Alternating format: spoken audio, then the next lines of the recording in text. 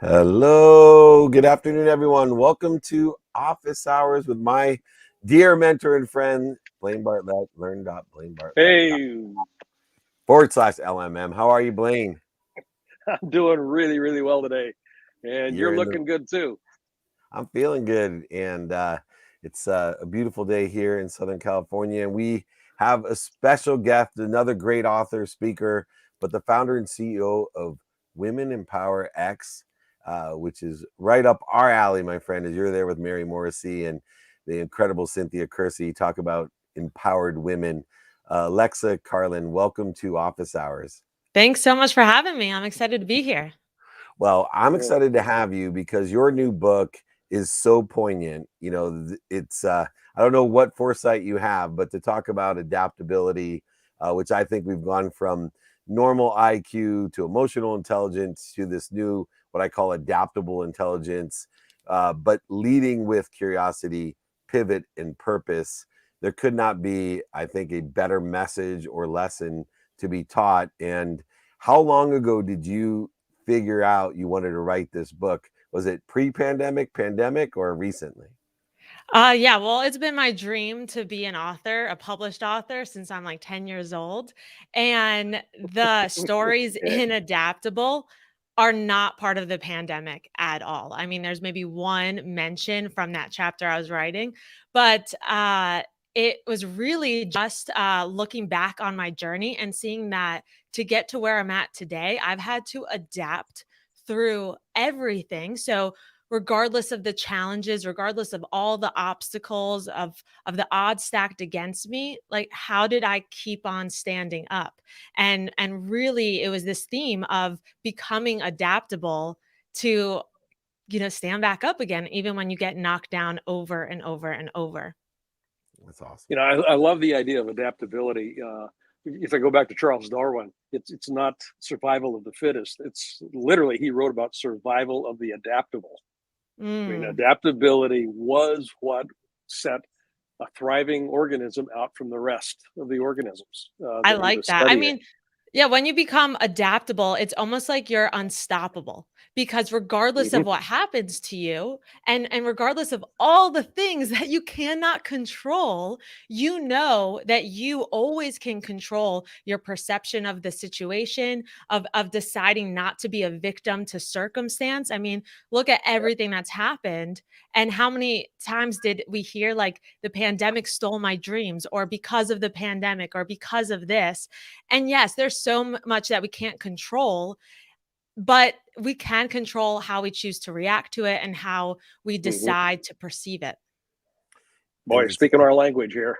yeah, I was gonna say it's interesting too because I've always wondered. You had your own near-death experience. You were given 1% chance to live, and my biggest growth occurred in the most challenging times for me. And I'm always wondering, do you think you have to have some sort of, and I'll use as an analogous situation, a near-death experience, whether it be bankruptcy or an actual coma, but something so traumatic and tragic in order to create a different uh, reaction. So, obviously, if you don't take the victim mentality, which will ruin about a third of the people when something tragic happens, what makes the difference between the person that is, just back to normal and those who see a new light of accelerated growth, expansion, and adaptability? That's a good question. And the thing about it is it's up to you how you want to live your life and how you choose to see obstacles. I mean, I think obstacles can do one of two things, whether they're big or small, like everyday things, whether it's you had a fight with your spouse or it's a tragic event. They can either hold you back from achieving what you want or finding the joy, or you can choose to use them to fuel you forward.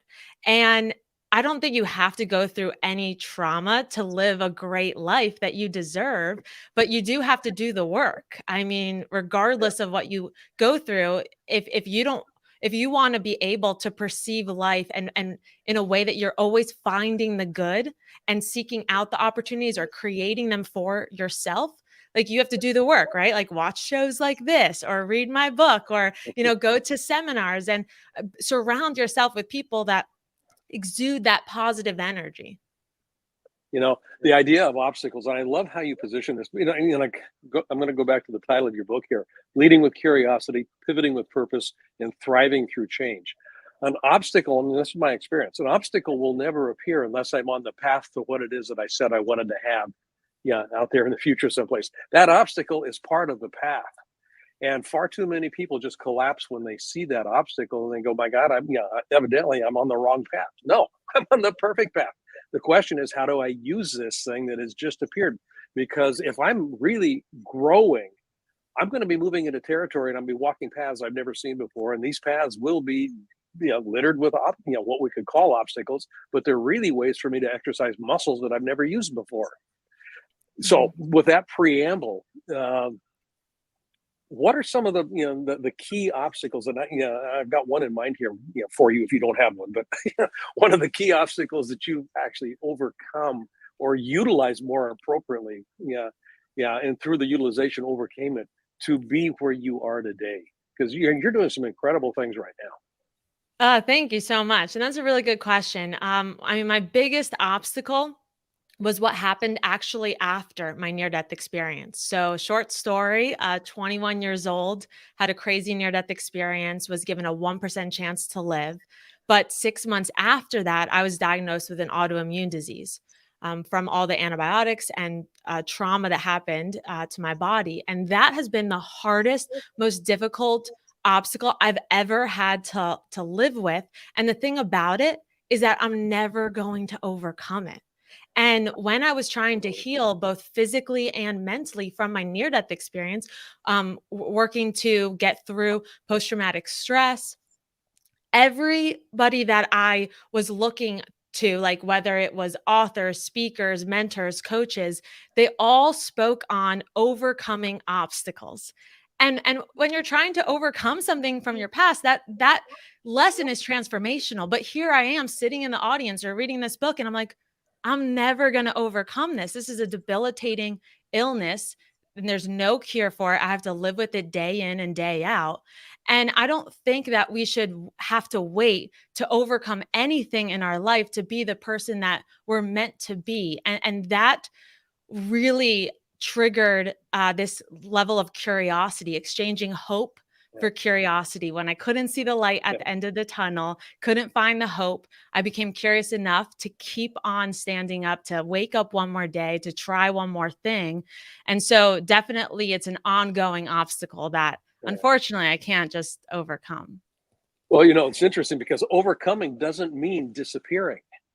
It literally means, and this is exactly what you're speaking about. I didn't disappear this thing. It is informing who I am today, and it informs how I move today.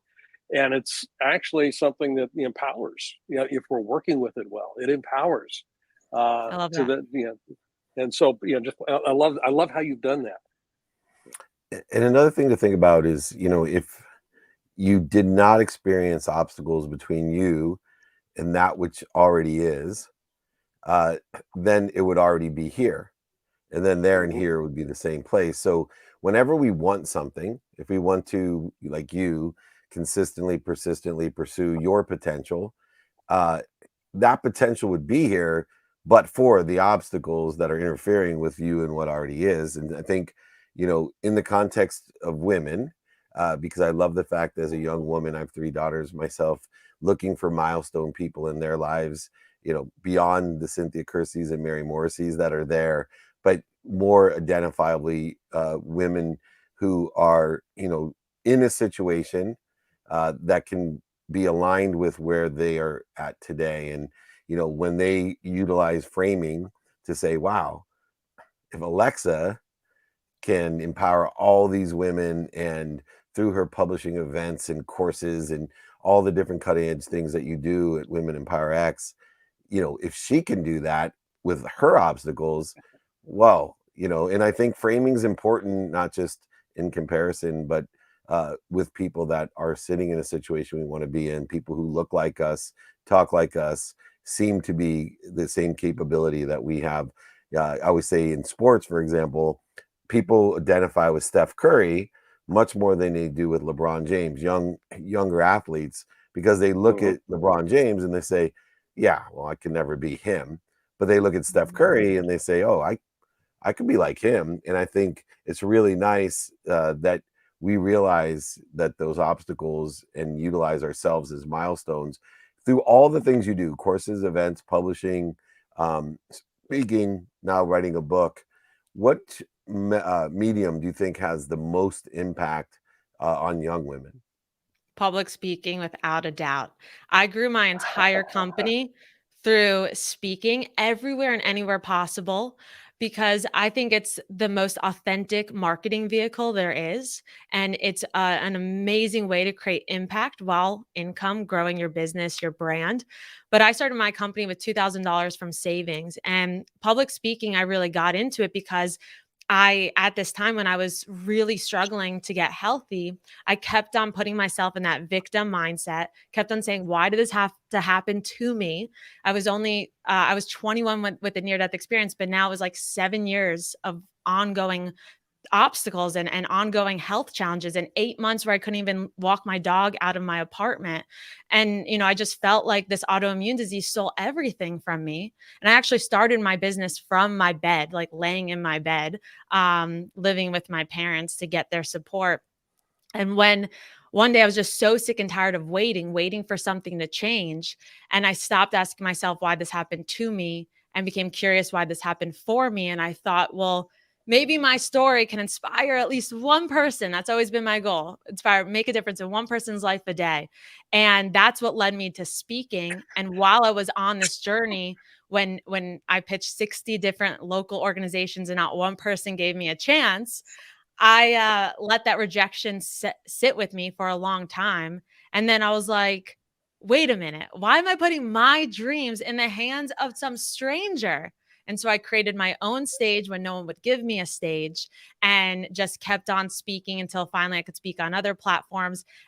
And the more vulnerable I became, the more I impacted people, the more my business grew, all through word of mouth. And it goes back to what you were saying, David, with framing, because I was on stage or on live stream or whatever it was saying like, hey, this is all the stuff I'm still going through. But even through that, I'm still trying to pursue my dreams, and you can too. Vulnerability is such an underrated superpower. We connect through vulnerability. We disconnect through certainty. And if I'm positioning myself as this perfect, certain avatar out there, nobody has any room to connect with me, and nobody has, as a consequence, any opportunity to really learn anything of substance. All they're going to get is the facade.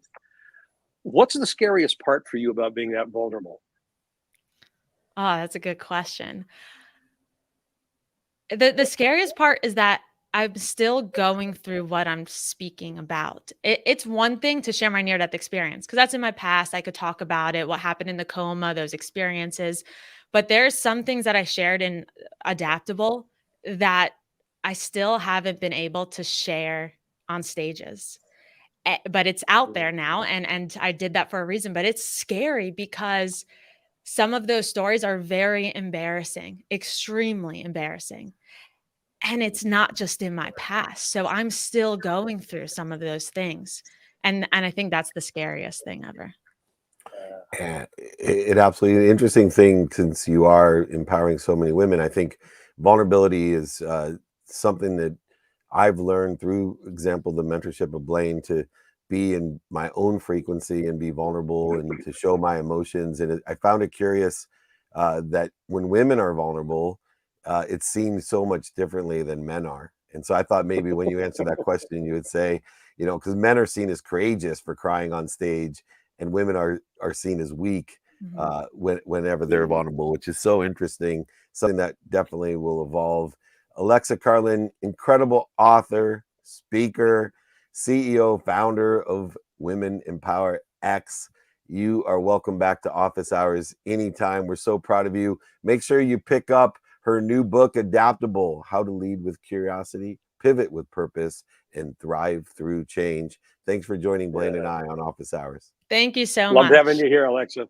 Great having you back. on the show. Congrats. Thank you. Awesome. Oh, I love her. I Yeah. mean, that just Future's bright. solid, rock solid. Yeah. Oh, well, we're blessed to have amazing guests. And I know Blaine, Matt will bring up our next guest. I'm looking in the green room here. It looks like we have Muddu, yeah. Chris Edmonds here. I'm not sure Oh, if Mark's Chris is going to up. be joining Okay. us. Yeah, we get a little switch here. Founder and CEO of the Purposeful Culture Group.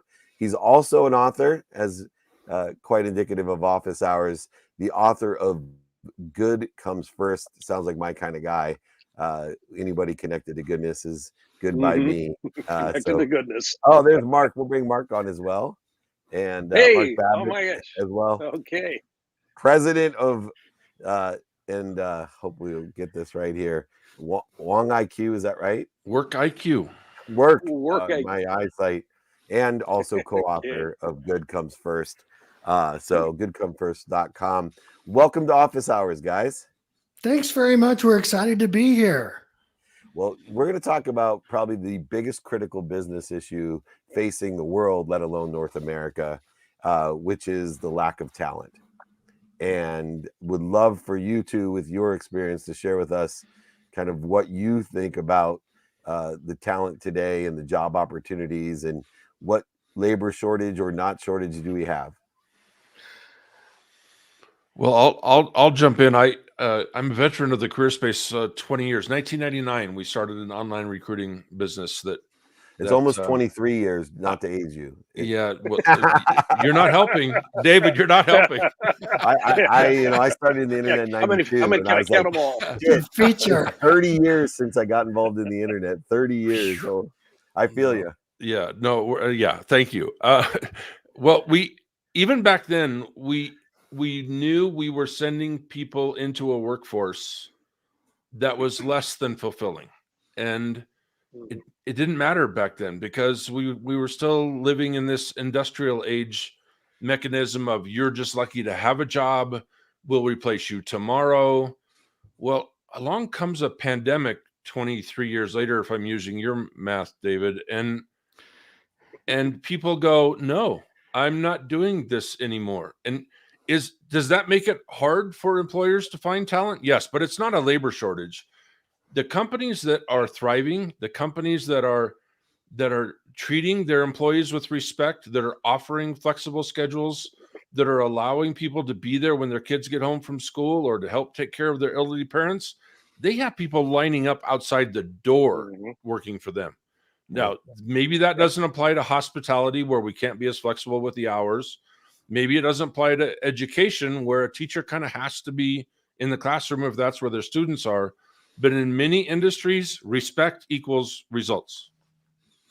Well, and if I could add, one of the things that's very interesting, and we're all research geeks, so we love looking at, what cool companies are doing and learning. And McKinsey just came out with a study 2 weeks ago that said that 40% of current employees are very likely to quit their jobs in the next 3 to 6 months.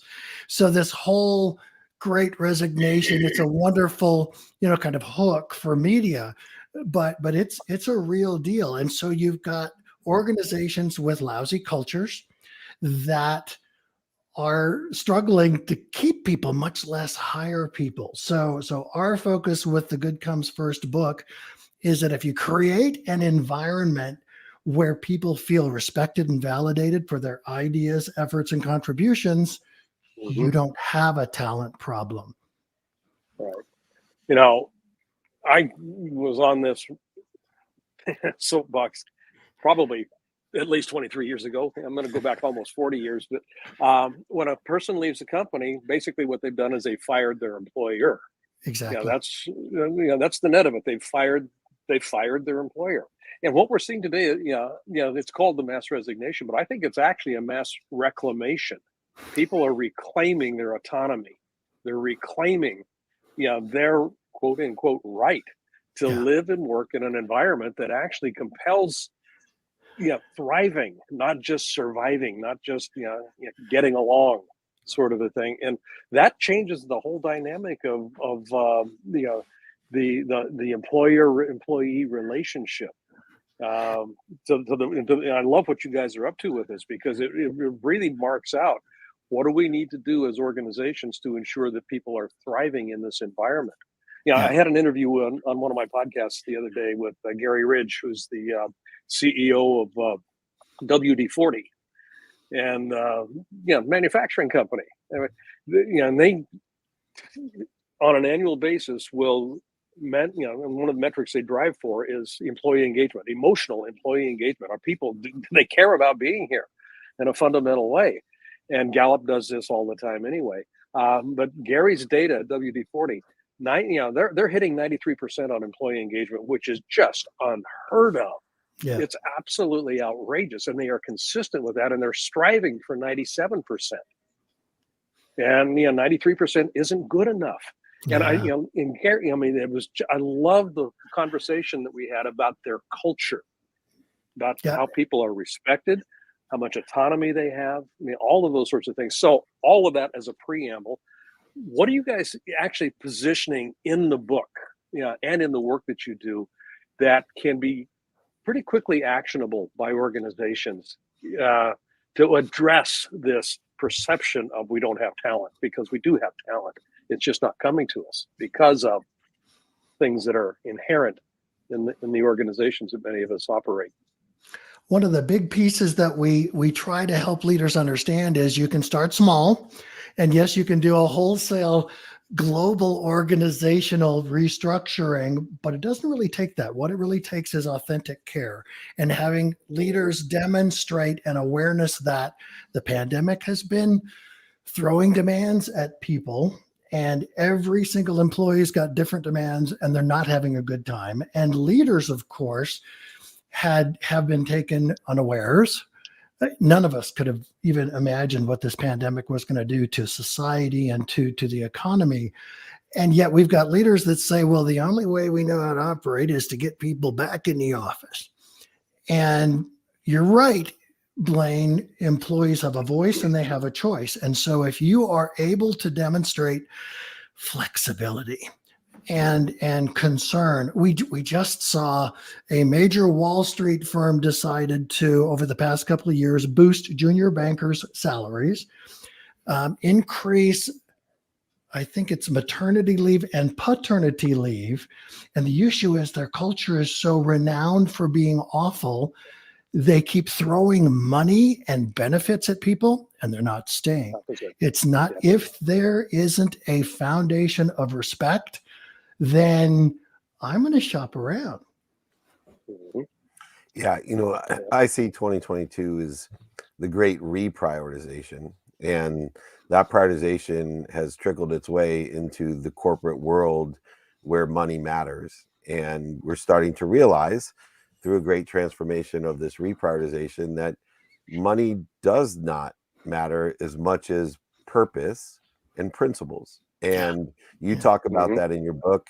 I know in the first 5 chapters of your book are dedicated to the purpose and principles. And ironically, being in the sports agency business, which has a lot of emotional attachment, which makes it an easy bug light to attract talent, all of our employees as they come in, whether it's interns or employees, are completely surprised when Monday, Wednesday, and Friday mandatory non-negotiable meetings that we have for purpose and principles to build culture deal with gratitude, forgiveness, accountability, and effective communication based off of daily practices that will allow us to know our what or who or how to determine what we should do now and apply our why together in a collaborative environment. And so, I love the fact in the book, you start with purpose and principles. Why can't these corporations, pick up on the fact, it's kind of like, for, equity and inclusion. It's like, if you look at the companies that have 50-50 women and men on their board, it's amazing how much they outperform other companies. Here, if you look at people that have purpose and principles first, they outperform, and this is on a global scale, absolutely, the biggest companies. What is it about those first 5 chapters that the bigger companies are just ignoring, and why are they ignoring it? Well, let me say the first 5 chapters were written for leaders of those companies. We wanted to shake things up a little bit and to get them to realize that carefully crafting your values and throwing them on the conference room walls and wordsmithing a mission statement and screwing it to the walls in the lobby isn't good enough. But that's what we've been taught. The industrial age taught us, and then we moved into the 80s, and the mission and the value statements become important. The whole TQM thing. All of us old white guys were taught that was good enough. And we weren't ever challenged to do anything more than focus on results. That's what we're hired for. That's what we're measured by. And that's how we're compensated, is by results. Nobody asked those leaders to craft as carefully as they craft their mission statement and their values to craft an environment where respect is contagious. And when we look at some of these old white guys and talk to them about this, they go, that wasn't covered in business school. My mentor didn't do that. My predecessor didn't do that. I'm not paid to do that. Yep. The chairman of the board didn't ask me to do that. So it's so alien to them. Now, here's what's fun. And by the way, we pick on them a little bit later in the book. We have a phrase we refer to as boomer male syndrome. And it's where we kind of call out these legacy leaders that are suffering from BMS, that they're the ones that are saying, pandemic's over, get your butts back to work. And employees are looking at them going, wait a minute, for the last 20 months, you've given me all this freedom and autonomy and a voice, and now you're going to take that all back? And I'm supposed to be okay with that? Well, it's those leaders that just don't get it. And we understand, we don't want to label every old white guy, because we've seen, especially since the pandemic, Chris and I have seen firsthand leaders who are now saying, you know what, I used to be like that, but during the pandemic, I got to be home for my kids coming home from college. And I got to spend time with my grandkids, and I got to take care of my elderly mother, and I got to be with my pets. And instead of, wondering what was going to come over the intercom next, I got to pat the dog on the head as I walked by. And I liked that life. I don't have to be like that anymore. And even us old white guys, we can learn. And I think one of the thing is they stayed profitable or even made more money, right? Absolutely. I think a big message was, Absolutely. I like this, and it positively affected my profits. Yeah. Well, And it's the Blaine- end statement, David, that's so important. I liked this, so now I understand why other people like that, and my profits were the same or even better. And without that end statement, there's no discussion here. There's not. And Blaine, I want to loop back to the question about, is there something kind of immediately applicable from our idea? And so literally we talk about wanting leaders to make respect as important as results. And results are typically clear performance standards, accountability practices, which may or may not actually work, right? But what we want to do is to help leaders understand that respect can be measurable too. And so we invite them in to say, let's take those values that might have been posted years ago and haven't really been tactically relevant. And let's say, for example, one of your values is integrity. Well, then let's look at a measurable behavior that then leaders can say, okay, I sign up to do what I say I will do. That is a valued behavior that fits into respect. It can fit into honesty. It typically is one of the behaviors used in an integrity value that a company's trying to define in a measurable way. Well, once you get 3 or 4 values with 3 or 4 behaviors, and then you can do a twice a year custom value survey where direct reports give feedback to their bosses that say, Blaine does what he says he will do. And you do a 1 through 6 scale. That's either 5 or 6 is good. 1 through 4 is a degree of no. Now we've got hard data that is different data that lets leaders understand that the way my attempts to lead are being perceived may not be respectful. Beautiful. Great. Actionable inspiration. Yes, sir. Love that. Well, thank you guys so much. This is a must read, especially for today. Both of our authors very poignant on what we're talking about in adaptability, and is for middle-aged white men here. I'm not going to say old, I'll say middle-aged. For middle-aged white men, we do know that good comes first, and I know all 4 of us are on a mission not one that we're putting up in the hallways, but a mission to empower people with this idea of how goodness can work and utilizing and understanding as intelligent followers to be a leader. You guys incredible. Go buy the book. You'll love it. And we will see you guys. It's Good Comes First, goodcomesfirst.com. Chris, Mark, thanks for joining us. Thanks for the guys. opportunity. You got it. Great guest. Oh, I love that. I love this conversation. This is such a rich area of exploration today. All right. Well, we're swapping it up a little 3-card money. We got Muddu here with us right now. Sudhakar. There we go. He is the CEO of Aisera, and we are going to talk about AI in the retail space. And I'm sitting here thinking about how intelligent learning works in a computer sense, in a true scientific sense, how learning works, and I'm trying to mirror it with our own human mind.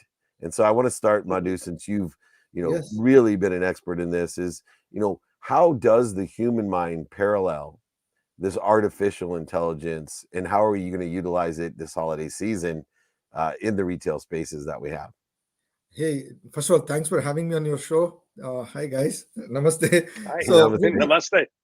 yes. No, I think, look, I don't think we can ever parallel human brain. Humans are much more intelligent than AI anytime for some more years to come. But I think there's a lot of good AI advances that we are making, right? So where Aisera has been doing it for last 4 years, our customers are people like Zoom, and like we have a lot of large retailers, right? So what's happening is the key is there are a couple of things going on in industry. One is, do you understand the behavior of the users? Look, whether you like it or not, David, Facebook has shown us how much has it changed the society. It could understand the behaviors of the users. It could disrupt the whole society that we saw the elections. So I think there could be AI is so much value right now that if you use it in a positive way, you can actually figure out like the behavior of the users, what are they buying, where should I do, what messages to be push it out. You can actually do it in the positive side. And more importantly, what you don't need is the mundane task should not be done. Particularly if, let's say, you purchase a product and something doesn't work. You and us have seen it at my home with Comcast and Xfinity. I don't want to talk to Xfinity tech support. I want to fix my problem in the middle of the night. I don't want to wake up my kids. So I think there's a value for AI where it can actually troubleshoot, fix it. And wherever there's a human capital is involved as a friction, that human capital should be eliminated so that they can do a better job. Right? Mhm. See, the reason the e-commerce has taken off so much in the retail and all this thing is people are sitting at home. I can go click the Amazon Prime or Walmart, whatever you want, the e-commerce Target. I can buy things. I can order it. Right? It's getting the best for you and us. Right? You can do multitasking. So I think if you can enable AI to do those important common things so that we can do higher valued items, there's a positive to the society.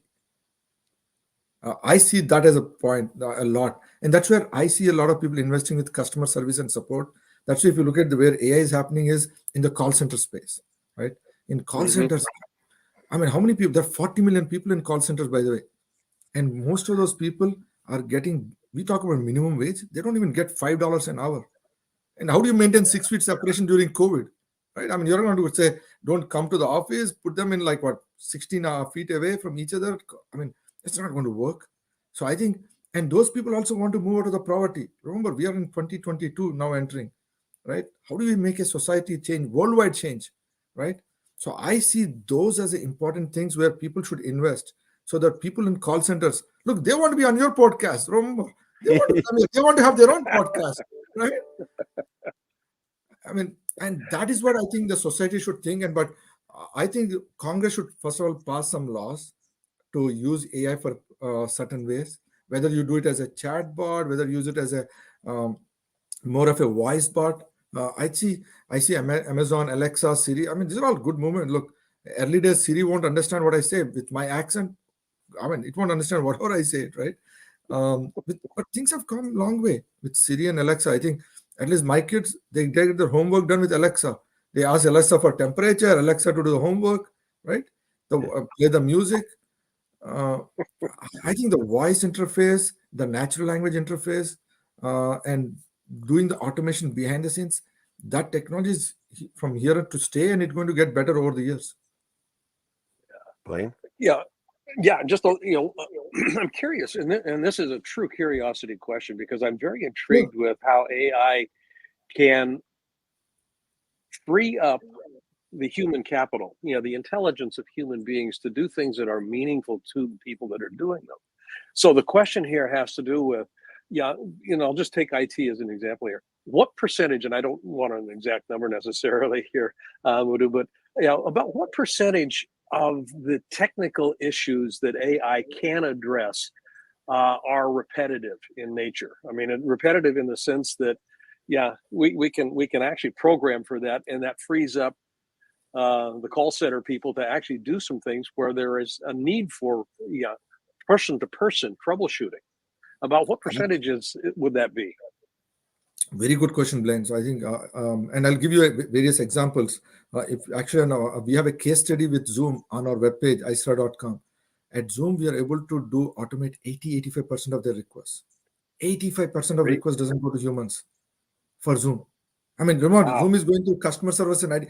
What happens is IT is so repetitive. So today I have customers like Check, Zoom, right? I have like Autodesk. So it's across the board. I'm able to repeat. I have New Jersey Transit, right? Transportation industry company. I have fintech companies. I have 8x8. I have so IT. What I explain happens is, if you ask for a router, if you said laptop is not working, my email is not working, or my Wi-Fi is not working, your request will tend to be very similar, and you use a similar language. Now, your language in Texas may be different than Alabama, may be different than Seattle, and so there'll be some variations of verbiage and vocabulary. That's where the system is trying to learn all of those. But IT is highly repetitive. We are already seeing almost 70 to 80% of requests don't even go to humans anymore. Once you have... Muddu, it's interesting because there is a confusion though in the marketplace with AI, and for example, in the car industry, the numbers with the AI chat are incredibly terrible compared to a human being in the selling process. But what I think people have to understand, and I love your opinion on it, is adherence is where AI really is superior. Is the human beings, they despise adherence. It's if I could teach one thing as a superpower, it would be adherence, the ability to remember to do something and actually do it, which is defined as adherence. And I'll use Home Depot as an example. I'm blessed to work with Arthur Blank, a great philanthropist and sports executive. But at Home Depot, they have 4 different checkouts: the garden, the consumer, the contractor, and the auto. And they sell warranties for the appliances and tools like anybody else to create these great margins with this BS warranty insurance. You can return it. But here's the interesting thing. Aggregated, the AI system sells more warranties than all 3 of the others combined, because it is purposefully adhering to asking every customer when they check out, would you like a warranty? Without any sales capability at all, without any emotional personality at all, just the aspect of adherence. And I think if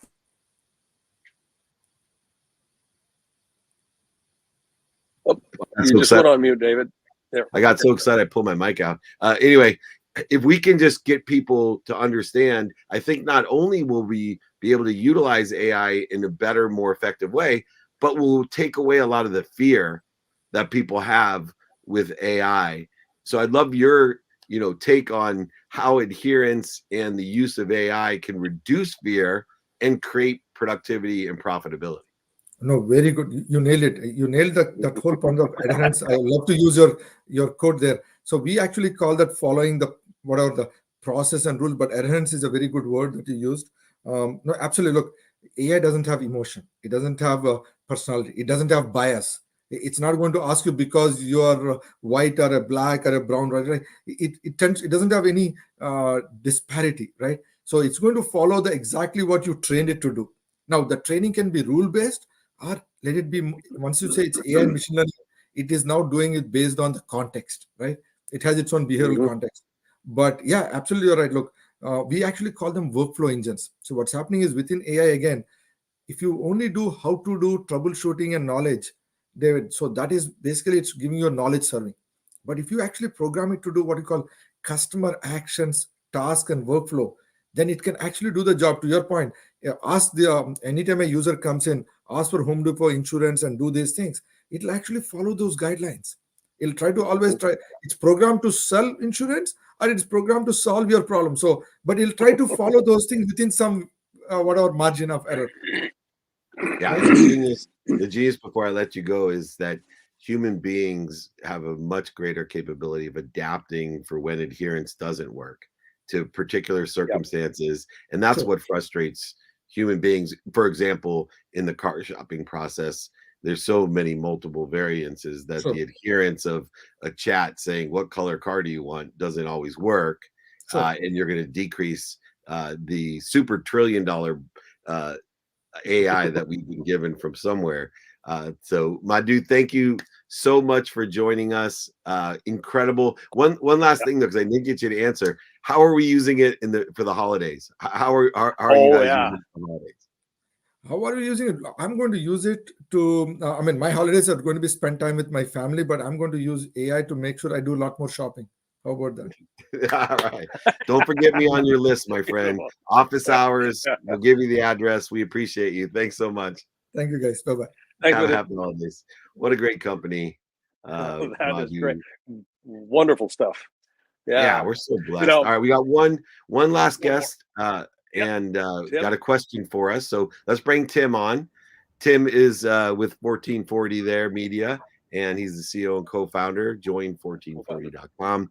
I know the significance of 1440, but maybe to start, Tim, share us a little bit about 1440, the actual why 1440 is significant, what 1440 media does, and then hopefully you'll have a question for me and my mentor, Blaine Bartlett. Wonderful. Thanks so much for the opportunity to be here. Really, really honored and privileged to be here. Yeah, so 1440 is a daily newsletter. We provide a comprehensive objective overview to over 1 million readers. I actually come from the background. My background is private equity venture capital. And what I found when I was a professional was I felt the media landscape wasn't delivering for us in two ways. One, we wanted to be well-rounded individuals across all the different verticals, right? So we want to know the top stories of the day, but we also want to know things like what's CRISPR and why that's important. And then the latest company IPOing like Grab today, and then also fun stuff like what's happening in Hollywood with Kim and Kanye, so we can be well-rounded individuals. And we felt like to have that information all in one place, you had to go to 15 or 20 different websites or newsletters, just too much work for busy professionals who are trying to move up in their careers. And the other thing we felt like the media wasn't delivering for us on was in this increasingly polarizing world, media is getting more biased. And what we found was a lot of these media organizations, many of whom we respect tremendously, they're the best organizations of the world, they try to get you to vote for a certain person or think a certain way, or they're always putting their opinion in the news. And we felt like, gosh, why is it so hard? We're hardworking folks. We're professionals. We're trying to move up in our career. We want to know, we want to be informed. We want to be smart, but we don't want to be told how to think.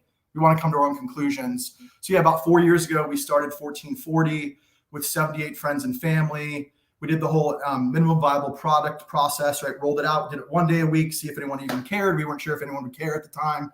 And then over time, it's gotten bigger and bigger. And we went from 1 day a week to 2 days a week.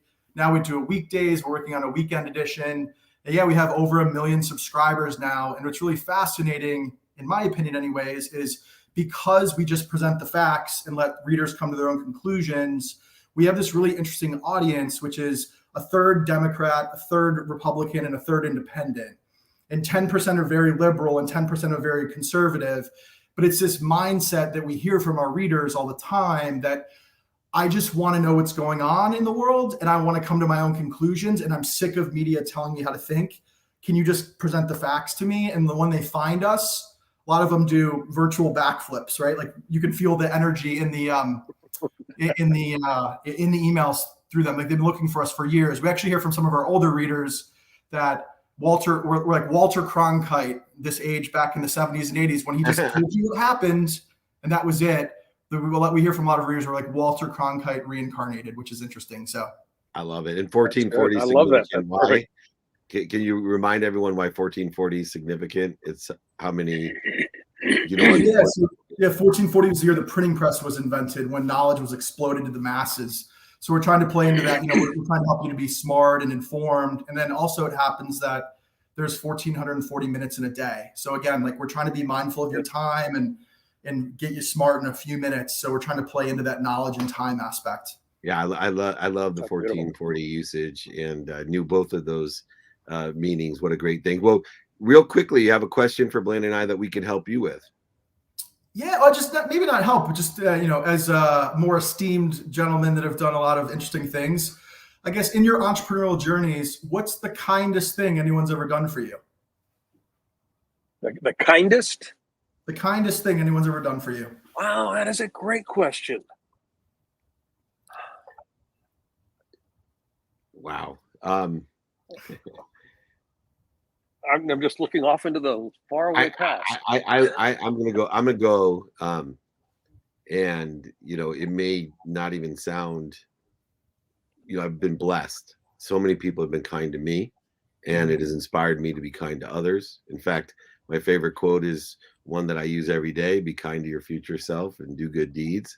And by far, my mom, her kindness and not just one, but every day, for me and my siblings. She's the most unconditionally kind person, selfless to a fault, and all the things that I have learned utilizing her kindness as my North Star has, exponentially provided me a life of happiness, health, wealth, and worthiness that I never imagined. So I don't think there was one incident of kindness, but the daily, consistent, persistent, unconditional kindness that my mom has shared with me, probably since the day I was born, don't remember that far back, till now where I'm almost turning 54 years old, without a doubt, that would be the person. 44, you said, David, right? 44? 54. 44. I'm good, man. I'm living to over 111. I got a long way to go. I'm not ready to go yet, but I'm not afraid of it either. Nice. Well, for me, there's actually two things that come up to mind. One, is my parents. They did something very interesting when I turned 12. We were, raised as basically fundamental Protestants as a kid. Went to church and all that kind of stuff.